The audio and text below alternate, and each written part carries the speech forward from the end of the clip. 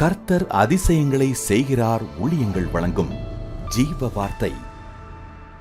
இந்த நாளிலும் கர்த்தருடைய ஊழியக்காரன் மனதார இயேசுவின் நாமத்தில் உங்களை வாழ்த்துகிறேன். நீங்கள் ஆசீர்வாதமாக இருப்பீர்கள். இப்போது நீங்கள் இருக்கிறதை பார்க்க வேண்டாம். வரும் நாட்களில் உங்களை மேன்மையாக வைப்பார், நிச்சயமாய் வைப்பார்.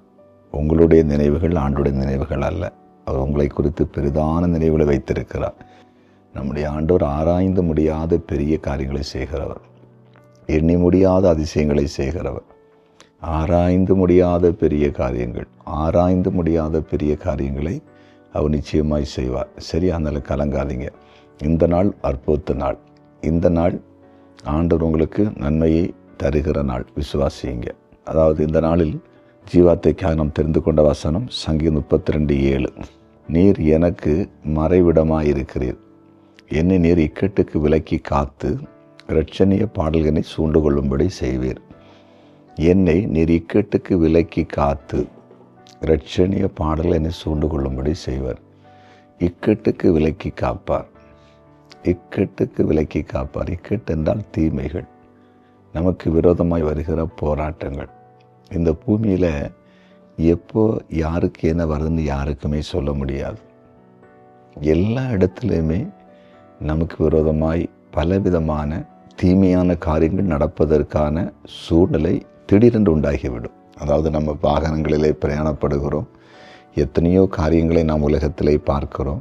கர்த்தர் நம்மை அந்த இடத்துல விலக்கி காக்கணும். அப்போ நம்ம பாதுகாக்கப்படுவோம். அதே போல் நம்ம பணி செய்கிறோம், அங்கேயும் ஆண்டவர் தான் காக்கணும்.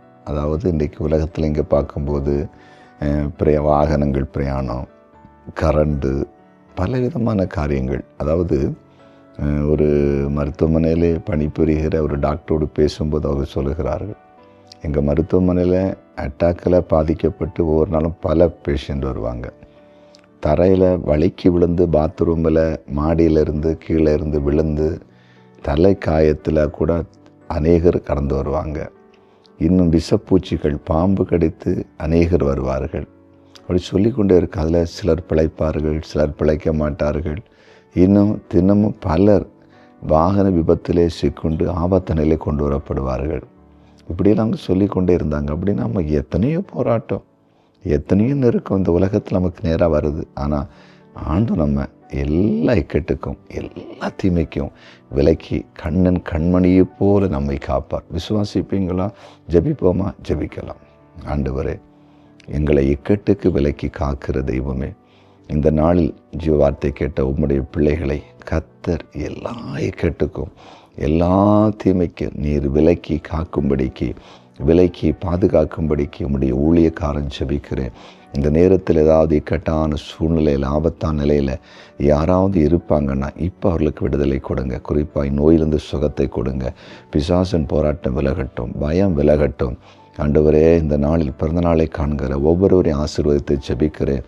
திருமண நாளை காண்கிற குடும்பங்களை வாழ்த்தி ஆசீர்வதிக்கிறேன். அதே போல் கமெண்ட் செக்ஷனில் ஜெபக்குறிப்பில் அனுப்பியிருக்கிற ஒவ்வொருவருக்கும் நீர் அற்புதம் செய்யும். இயேசுவின் நாமத்தில் பிதாவே, ஆமேன், ஆமேன்.